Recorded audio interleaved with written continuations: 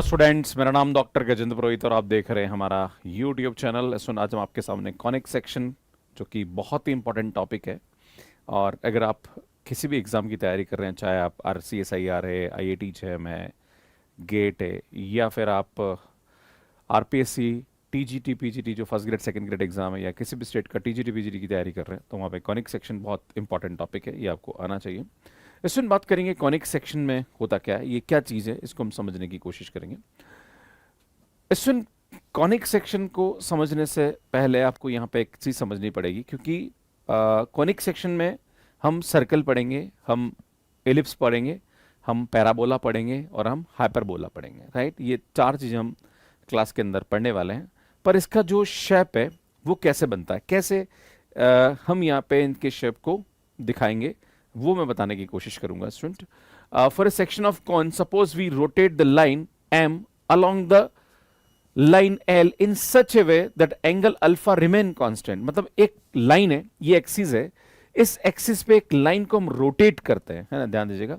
एक लाइन है जो कि अल्फा एंगल बना रही है, यहां से क्या बना रही है बेटा, अल्फा एंगल बना रही है, अल्फा एंगल बना रही है।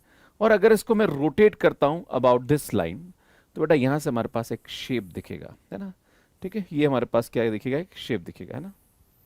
आप यूं समझ लीजिए, ये हमारे पास अल्फा है ना, माफी चाहूंगा सुनिए, ये हमारे पास अल्फा नहीं है, ये हमारे पास अल्फा है ना, ठीक है, जो कि एक्सिस से हमारे पास एंगल बना रहा है, ठीक है ना, ये हमारे पास अल्फा है। अब सुन, यहां से ये जो लाइन होती है जिसको हम रोटेट कर रहे होते हैं, इसको जनरेटर कहते हैं। क्या बोलते हैं इसको, जनरेटर, है ना। और ये हमारे पास अपर नैप होता है और ये हमारे पास लोअर नेप होता है। अब आप बोलोगे सर इससे क्या कंसेप्ट बन रहा है, ये क्या चीज़ है, एक बार थोड़ा सा इसके बारे में ज्ञान दे दीजिए। इसमें मैं आपके सामने थोड़ा सा वापस यहाँ पे लेके चलता हूँ, है ना। ये हमारे पास एक्सिस है ना, ठीक है। और मैंने आपके सामने इस बीच वाली लाइन को दिखाऊंगा मैं तो ज़्यादा अच्छा रहेगा ना। ये हमारे पास एक्सिस है और इसमें हमने क्या करा, एक जनरेटर है, ठीक है। ये जनरेटर है जो कि यहाँ पे अल्फा एंगल बना रहा है, इसको मैं रोटेट करता हूँ अबाउट दिस एक्सिस, है ना। तो सुन, ये हमारे पास एक शेप बनाता है ना, ठीक है, ठीक है, ये शेप बना रहा है और ये हमारे पास कांस्टेंट एंगल अल्फा जो कि दोनों तरफ से हमारे पास बन रहा है ना, ये हमारे पास एक शेप बनता है। अब सुन, यहाँ पे क्या होता है, ध्यान दीजिएगा, प्लीज फोकस करिएगा। यहाँ पे चार केस बनेंगे, है ना, और चारों केस में हमारे पास यहाँ पे एक कंसेप्ट बनेगा। स्टूडेंट अगर हम यहाँ पे ध्यान दीजिएगा, अगर मैं यहाँ पे इसको इस तरह से काटता हूँ, है ना, स्टूडेंट यहाँ पे मैं एक कट लगाता हूँ, है ना, इस पे कट लगाता हूँ और वो कट हमारे पास इस तरह से लग रहा है और ये कट हमारे पास ये 90 डिग्री, मतलब इस 90 डिग्री पे मैं इसको कट लगाता हूँ, है ना, एक्सिस से ये 90 डिग्री एंगल बना रहा है और मैंने इसको कट लगाया, है ना। जब कट लगाया, जहां पर हमारे पास फर्स्ट कंडीशन में बीटा की वैल्यू हमने क्या ले ली, 90 डिग्री ले ली। इसमें जो शेप बनेगा कट लगाने के बाद, वो शेप जो होता है वो सर्कल कहलाता है ना। ये जो शेप बनता है, this shape is known as a circle. और इसको अगर हम देखेंगे तो सुनिए इस तरह से बनता है और ये हमारे पास यहाँ पे बनता है, इसको हम सेंटर बोलते हैं। जो एक्सिस पे कट करता है ये हमारे पास सेंटर होता है और ये इसकी यहाँ पे क्या कहलाती है, रेडियस कहलाती है, राइट। ये आपको ध्यान देने की आवश्यकता है। अब इसमें बात करते हैं सेकंड शेप के बारे में, है ना। सेकंड शेप के बारे में बात करता हूं मैं। सुन, अगले शेप के बारे में डिस्कस करते हैं। मैंने क्या करा है स्टूडेंट, ये जो हमने काटा था इसको एकदम 90 डिग्री पे काटा, पर अगर मैं इसको 90 डिग्री पे ना काटूं और मैं ले लूं यहां पे beta is less than 90 degree, मैंने क्या ले लिया बेटा, बीटा को 90 डिग्री से थोड़ा सा छोटा लिया और अल्फा से बड़ा लिया, मतलब ये जो है ना इससे बड़ा और ये लिया। जब आप देखेंगे तो सुनिए जो शेप बनेगा, ये मैं इसको इस तरह से ले लूं, चूंकि मैं 90 डिग्री से छोटा ले रहा हूं तो बेटा ये शेप हमारे पास ये यूं बन जाएगा 90 डिग्री, तो मतलब ये एंगल ये बनेगा हमारे पास, है ना, और ये यूं जाएगा, है ना। और ये जो हमारे पास शेप एक्चुअली थोड़ा सा, है ना, सुन थोड़ा सा हमारे पास यहाँ पे देखेंगे आप, है ना, तो सुन मैं थोड़ा सा आपको बताता हूँ, क्योंकि 90 से ये हल्का सा यूं बनेगा, ये यूं जाएगा ना, ये यूं जाएगा ना, और यहाँ पे जो हमारे पास शेप बनेगा सुन ये वाला, this shape is known as a ellipse. सुन, ये जो शेप बनता है ये हमारे पास क्या बनता है, एलिप्स। क्योंकि जैसे आप इसको टेढ़ा काटोगे तो उसका शेप थोड़ा सा ऐसा बनेगा, तो सुन इसको बोलते हैं हम यहाँ पे एलिप्स, है ना, ये ऐसा शेप बनेगा, है ना, ठीक है, ये इस प्रकार से शेप बनेगा यहाँ पे ना, और this is known as a ellipse. सुन, ये हमारे पास क्या होता है, एलिप्स होता है। आप देखोगे तो सुन ये डिस्टेंस हमारे पास कम होगी और ये डिस्टेंस हमारे पास क्या होगी, ज्यादा, क्योंकि जैसे आप किसी चीज को टेढ़ा काटते हो ना तो वो हमारे पास ये होता है। तो ऐसे केस में हमारे पास यहाँ पे क्या बनता है बेटा, एलिप्स बनता है ना। This is known as a ellipse. अब इसमें हमारे पास क्या होता है कि थर्ड केस, चूंकि मैं थोड़ा सा डायग्राम वापस आगे लेके चलता हूँ, इसमें मैं इस डायग्राम को फिर से बना देता हूँ यहाँ पे, है ना, ताकि आपको कंसेप्ट समझा पाऊँ, है ना, कंसेप्ट समझना ज़रूरी है ना। इसमें मैंने ये लिया था यहाँ पे और इसको मैंने ये लिया था, है ना, ठीक है, और ये हमारे पास ये रह गया, है ना, ठीक है, हम इसी बात करते और ये एंगल हमारे पास क्या है बेटा, अल्फा है, ठीक है, ध्यान दीजिएगा, this is the alpha angle. Clear? अब इसमें आगे बढ़ता है। अब नेक्स्ट जो होता है वो हमारे पास कहलाता है पैराबोला। पैराबोला कब बनता है? जब अल्फा हमारे पास बीटा, ये थर्ड केस होता है ना, जब अल्फा हमारे पास क्या हो जाए बेटा, बीटा हो जाए, है ना, जो एंगल है मतलब सेम टू सेम ये वाला एंगल हो जाए, है ना, हम ऐसा काटें कि जो हमारे पास इस वर्टेक्स से एंगल बनाए वो हमारे पास क्या बना दे बेटा, बिल्कुल अल्फा एंगल ही बना दे, मतलब अल्फा बराबर यहां पे क्या हो जाए बेटा, बीटा हो जाए, है ना। जब अल्फा बराबर बीटा हो जाएगा तो हमारे पास कैसा शेप बनेगा बेटा, है ना। तो सुन, मैं आपके सामने बताने की कोशिश करता हूं, है ना, मतलब सेम टू सेम ये एंगल बनेगा। तो बेटा ये एंगल अगर मैं बनाऊं तो अल्टीमेटली इस एंगल को मैं इस तरह से बनाता हूं, तो जब मैं इसको काटूंगा तो बेटा ये हमारे पास कैसा कट लगेगा, अगर आप देखेंगे तो सुनिए इस प्रकार से कट लगेगा, आप देखोगे तो ये ऐसा कट बनेगा, और ये हमारे पास क्या आएगा बेटा, इसका बीटा एंगल बनेगा। चूंकि अल्फा बीटा दोनों बराबर है तो ये यहां से यहां तक की जो डिस्टेंस होगी वही हमारे पास यहां से यहां तक की डिस्टेंस होती है। और ये जो शेप बनता है ना, ये जो शेप बनता है, ये शेप क्या कहलाता है, सुन, हमारे पास पैराबोला कहलाता है। अगर आप देखेंगे तो सुन, ये जो होगा ये हमारे पास इस प्रकार का एक शेप बनता है। अगर आप देखोगे तो इस शेप को दिखाओगे तो सुन, ये हमारे पास क्या बनता है, एक शेप बनता है, और this shape is known as a parabola. सुनिए जो शेप होता है ये हमारे पास क्या कहलाता है, पैराबोला कहलाता है। इसमें हम क्या करते जा रहे हैं, ध्यान दीजिएगा, पहले हमने बीटा को 90 डिग्री लिया, फिर बीटा को हमने थोड़ा कम किया, फिर बीटा को हमने अल्फा के बराबर कर दिया, है ना। अब हम क्या करेंगे, सुन, अब हम बीटा को अल्फा से भी छोटा कर देंगे, है ना। फोर्थ केस में क्या कर रहे हैं बेटा, बीटा अगर अल्फा से छोटा हो, ध्यान दीजिएगा, और 0 से बड़ा हो, अगर ऐसा होता है ना, 0 से बड़ा हो, देखो ये यहां पे इस एंगल पे पूरी कहानी चलती है। अगर हमारे पास यहां पे क्या हो रहा है बेटा, अब 0 से बड़ा या 0 के बराबर भी हो सकता है। तो बेटा ऐसे केसेस में क्या होता है, तो बेटा इस केस में हमारे पास क्या होगा, सुन, जैसे ये एंगल अब और छोटा हो गया, जब छोटा होगा तो सुन, ये हमारे पास छोटा होता है तो एकदम बिल्कुल ऐसा बन जाएगा। अगर एक मैं बात करूं यहाँ पे, तो ये यार ये हमारे पास इसको चूंकि मुझे हटाना नहीं पड़ेगा, मैं हटाना नहीं चाहता हूं, पर ठीक है मैं आपको समझाना चाहता हूं कि ये जब जैसे आप देखोगे तो सुन, ये जैसे यहां आएगा तो ये इसको भी कट करेगा यहाँ पे, है ना, मतलब इसको एग्जैक्ट तो नहीं कह सकते, पर मैं थोड़ा सा यूं ले लेता हूँ, ये यूं इस तरह से लेंगे तो सुन, एक शेप यहाँ पे यूं बनेगा ये, और एक शेप यहाँ पे ये यू बनेगा, ऐसा बनेगा, इधर भी बनेगा और इधर भी बनेगा। जब इसको एक प्लेट की तरफ यूं काटोगे ना, इसको यूं काटोगे तो एक शेप यहाँ से भी ऐसे निकलेगा, एक शेप यहाँ से भी यूं निकलेगा, और ये हमारे पास जो बनता है ये हाइपरबोला बनता है। अगर आप इसको देखेंगे तो सुन, ये जो शेप आता है ये हमारे पास कैसा बनता है, सुन, इस तरह से बनता है, ये यू बनता है और एक यू बनता है ना, ऐसा हमारे पास शेप बनेगा, ये यू बनेगा ना, and this is known as a hyperbola. तो ये हमारे पास कोनिक सेक्शन का कंसेप्ट है जिसमें हम ये 4 टॉपिक को पढ़ने वाले हैं। आज मैं आपके सामने सर्कल और पैराबोला को डिस्कस करूंगा, है ना। तो ये मैंने आपको चारों केस डिस्कस करके बताए यहाँ पे, है ना, आप देख सकते हैं ये चारों शेप, है ना, ये मैंने अभी आपके सामने बताया कि जब इसको टेढ़ा काटोगे तो इसका शेप इस तरह से हमारे पास बन जाएगा, राइट। इसमें आज हम डिस्कस करेंगे सर्कल के बारे में, किसी भी सर्कल को हम कैसे रिप्रेजेंट कर सकते हैं, है ना।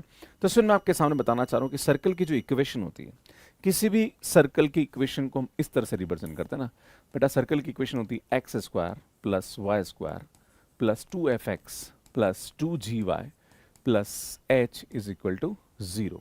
जहां पर इसका जो सेंटर होता है बेटा, इसका जो सेंटर होता है वो हमारे पास क्या होता है, सुन, सेंटर को हम डिनोट करते हैं -f एंड -g, और इसकी जो रेडियस होती है वो हमारे पास होती है, सुन, एफ स्क्वायर प्लस जी स्क्वायर माइनस एच। आपके मन में सवाल उठेगा, सर यार बात तो समझा रहे हो, पर एक बार थोड़ा एग्जाम्पल देके बता दो, ज़्यादा अच्छा हो जाएगा, है ना। इसमें मैं आपके सामने एक एग्जाम्पल लेता हूँ। मान लीजिए मैंने आपके सामने एक एग्जाम्पल लिया, x square plus y square plus 2x ले लीजिए, है ना, प्लस का 4y प्लस का 3 इज इक्वल टू 0। मान लीजिए हमारे पास एक इक्वेशन दे दी, कोई आपसे बोले कि सर ये एक सर्कल की इक्वेशन है, इसका सेंटर और रेडियस क्या होगा, तो इसमें बताना चाहता हूं इसका जो सेंटर होगा, सबसे पहले आपको f निकालना है। तो बेटा f की वैल्यू ये 2f बराबर 2 है। अगर आप देखोगे बेटा x का जो कोफिशिएंट होता है वो 2f होता है, तो 2f बराबर 2, तो f की वैल्यू कितनी हो जाएगी, 1। या x के कोफिशिएंट का आधा, x के कोफिशिएंट का आधा f होता है, y के कोफिशिएंट का जो आधा होता है वो g होता है, और जो कांस्टेंट होता है वो हमारे पास क्या कहलाता है बेटा, h कहलाता है। अगर मैं आपसे बोलूं कि इसका सेंटर कितना होगा, तो बेटा इसका जो सेंटर होगा वो हमारे पास क्या होता है बेटा, माइनस एफ माइनस जी, मतलब -1 -2 हो जाएगा। अगर मैं आपसे बोलूं कि इसकी रेडियस क्या होगी, तो बेटा 1 स्क्वायर है ना प्लस 2 स्क्वायर माइनस का यहाँ पे क्या आ जाएगा 3।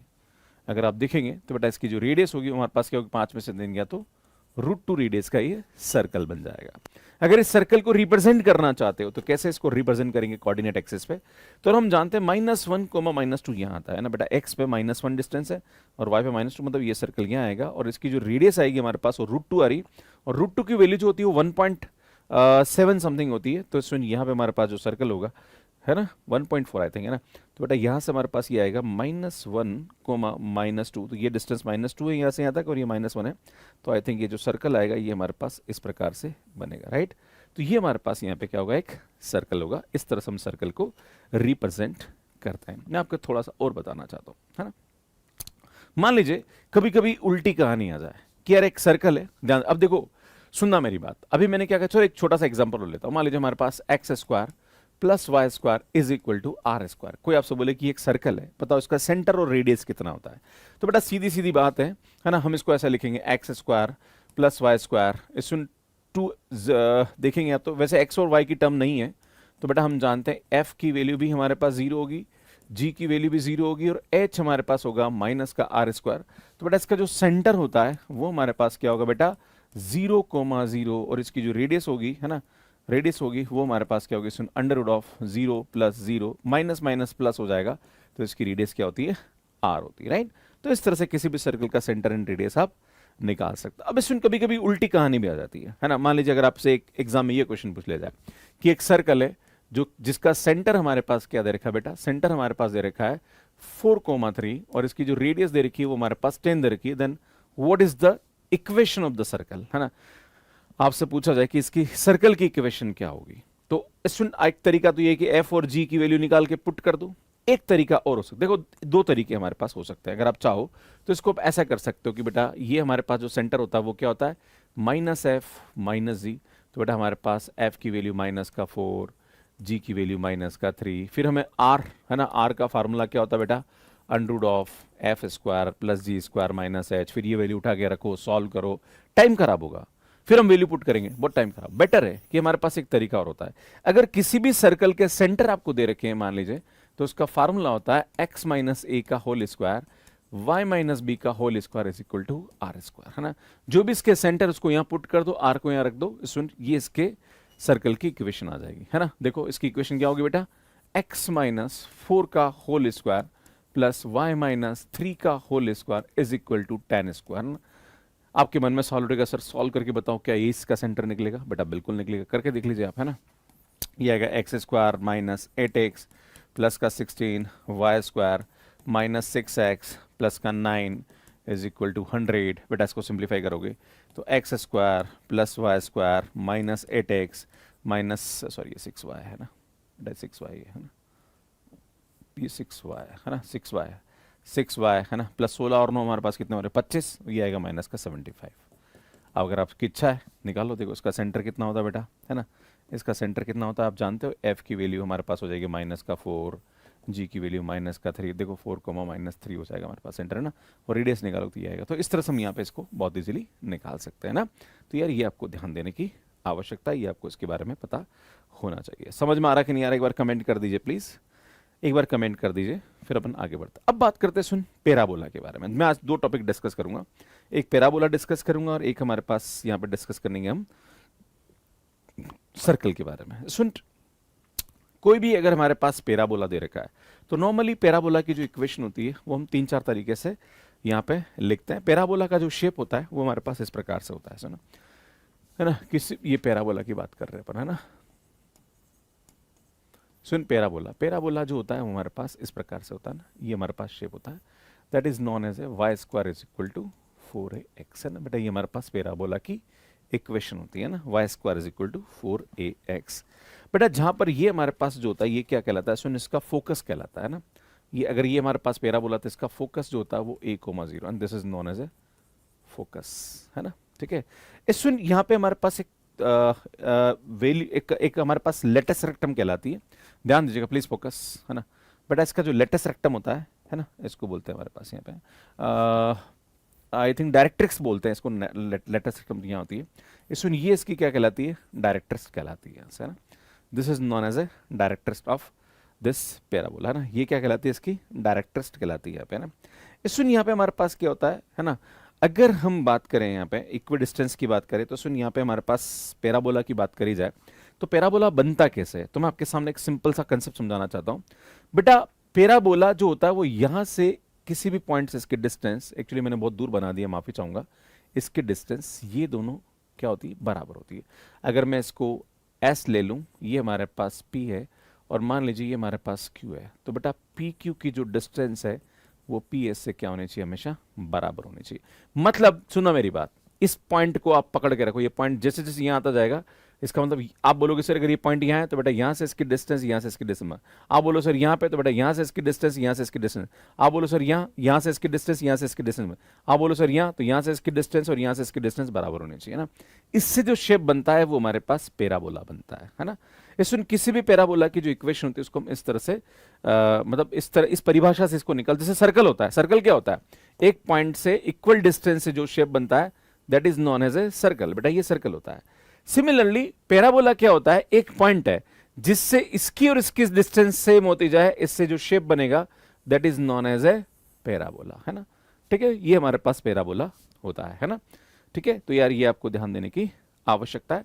अब हमारे पास क्या होता है, सुन ध्यान दीजिएगा, पैराबोला हमारे पास है ना, ध्यान, एक होता है y square is equal to 4ax, एक होता है y square is equal to minus का 4ax, है ना। एक होता है हमारे पास x square is equal to 4ay, एक होता है सुन x square is equal to minus का 4ay। ये ध्यान देने की आवश्यकता है ना। इसमें x square is equal to 4ax जो पैराबोला होता है, ये हमारे पास इस प्रकार का पैराबोला होता है ना, ध्यान दीजिएगा, है ना। जब y की पावर इवन है तब ये x के अबाउट सिमेट्रिक होता है, मतलब जितना ऊपर होता है उतना ही नहीं, ये याद रखने का तरीका है ना। y की पावर इवन मतलब x एक्सिस के अबाउट सिमेट्रिक, है ना। अगर नेगेटिव है तो ये उल्टे साइड में पैराबोला बनता है, ये u बनता है ना। सेम इक्वेशन है, बस ये उल्टा बन जाएगा यहाँ पे। अगर हम बात करें सुन इसके बारे में, तो यार ये हमारे पास x की पावर इवन है, मतलब y के अबाउट सिमेट्रिक, बेटा ये पैराबोला बनेगा। अगर इसकी बात करी जाए तो यार इसका पैराबोला जो बनता है वो हमारे पास ये बनता है। ये आपको ध्यान देने की आवश्यकता है। इसमें यहाँ पे बात करी जाए तो इसका जो फोकस होता है वो होता है a,0, है ना। बेटा ये हमारे पास होता है इसका फोकस, है ना, ठीक है ना, a,0। इसमें ये जो होती है लाइन, ये इसकी फोकल, ये लेटस रेक्टम कहलाती है, जिसकी डिस्टेंस हमारे पास 4a होती है ना। बेटा ये जो डिस्टेंस होती है ना यहाँ से यहाँ तक जो इस पॉइंट से पास हो रही है, इसको बोलते हैं हम 4 है ना। ठीक है, ये ध्यान देने की आवश्यकता है। इसी प्रकार से अगर मैं इसकी बात करूं तो ये आएगा -a,0 और डिस्टेंस हमारे पास यहाँ पे क्या होती है, 4a होती है। इसी प्रकार से मैं इसकी बात करूं यहाँ पे तो सुनिए हमारे पास 0,a होता है। अगर इसकी बात करी जाए तो ये 0,-a होता है। तो जैसा हमारे पास पैराबोला दे रखा है वैसा हमारे पास यहाँ पे क्या होता है, सुन क्वेश्चन होता है ना। लेटस रेक्टम की इक्वेशन क्या है, लेटस रेक्टम की इक्वेशन नहीं होती, डायरेक्टस की इक्वेशन। लेटस रेक्टम एक लेंथ होती है ना अमन जी, लेटस रेक्टम एक लेंथ होती है ना। ठीक है, इसकी कोई इक्वेशन नहीं होती है, लेंथ होती है ना। डायरेक्ट्रिक्स की इक्वेशन होती है। ठीक है, ये ध्यान देने की आवश्यकता है। क्लियर है, मैं आपके सामने बताना चाहता हूँ एक टेबल से, जिससे आपको पूरी चीज समझ में आ जाएगी। ये सब मैं आपको बता चुका हूँ, ये भी मैं आपको बता चुका हूँ, ये भी आपको बता चुका हूँ, ये भी आपको बता चुका हूँ, है ना। जिसमें जैसे ये इक्वेशन है ना, इस पैराबोला को समझिए, है ना। इस पैराबोला में ये इसका फोकस होता है, इससे जस्ट इक्वल ये ए डिस्टेंस, इसके जस्ट पीछे की साइड में ये इसकी डायरेक्ट्रिक्स होती है ना। ठीक है, इस प्रकार से ये अगर हमारे पास -4ax है तो ये पैराबोला उल्टा बनता है। ये इसका फोकल, ये इसका फोकस होता है, ये इसकी डायरेक्ट्रिक्स होती है और इसकी लेटस रेक्टम 4a होती है ना। चलिए जी, इसमें ये हमारे पास होता है। अगर आप इसको दिखाएं तो इसमें लेटस रेक्टम जो होती है वो ये लेंथ होती है ना, this A B length is known as a latus rectum, है ना। ठीक है, जो कि हमारे पास 4a के बराबर होती है। इसमें अगर इस पूरे को एक तरीके से टेबल के माध्यम से समझें तो बेटा इस पैराबोला की इक्वेशन 4x होती है, ध्यान दीजिएगा, है ना। इसकी डायरेक्ट्रिक्स की इक्वेशन ये होती है, उसका लेटस रेक्टम ये होता है, फोकल फोकस ये होता है। अगर हमारे पास उल्टा पैरा बोल रहा है तो -4ax, x is equal two plus है, इसका डायरेक्ट्रिक्स उल्टी साइड में हो जाएगा, इसका डायरेक्ट्रिक्स, इसकी लेटस रेक्टम 4 हो जाएगी, ये हो जाएगा, है ना। ठीक है, x square is equal to 4ay, है ना, x is equal to y is equal to minus है, इसका डायरेक्ट्रिक्स हो जाएगा, ये इसका फोकस हो जाएगा, है ना। तो ये थोड़ा सा आपको ध्यान देने की आवश्यकता। अब जैसे मैं आपके सामने एक एग्जांपल लेता हूँ कि मान लीजिए हमारे पास ये दे दिया जाए कि y square is equal to 16ax। आपसे बोला जाए कि यार भैया इसका फोकस क्या होगा, है ना। ठीक है, क्या बोला जाए, आपसे 4 चीजें पूछी जाए क्या पूछा जाए, इसका फोकस क्या होगा, है ना। ठीक है, दूसरा आपसे पूछा जाए कि इसका लेटस रेक्टम क्या होगा। तीसरा आपसे पूछा जाए इसकी डायरेक्ट्रिक्स की इक्वेशन, है ना, इक्वेशन ऑफ।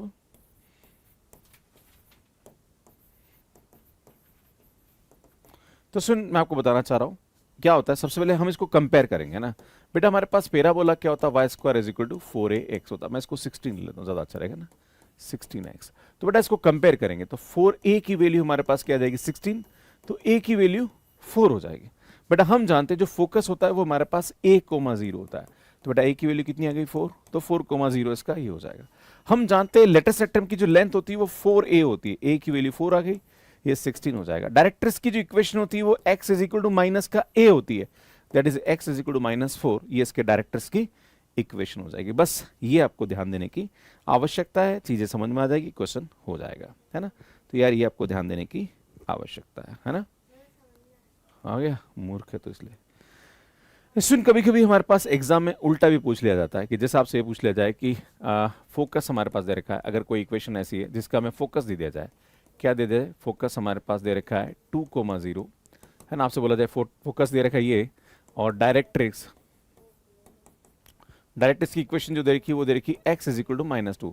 आपसे बोला जाए कि भैया इसका पैराबोला क्या होगा, क्या पूछा जाए कि what is the equation of parabola. आपको फोकस दे रखा है, इसकी डायरेक्ट्रिक्स दे रखी है, तो भैया सीधी सीधी बात है, हम जानते हैं y square is equal to क्या होता है बेटा 4ax, है ना भाई, उसी टाइप का पैराबोला होता है ये।